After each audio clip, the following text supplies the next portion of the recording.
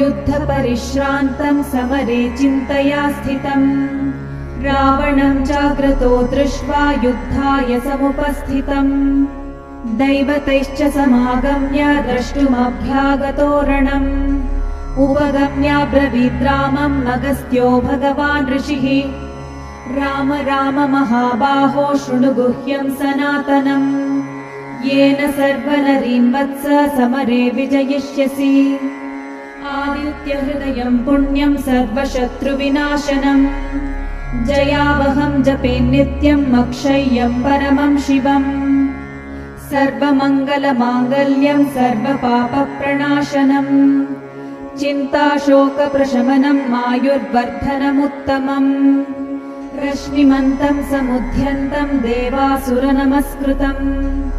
पूजयस्व विवस्वन्तं भास्करं भुवनेश्वरम्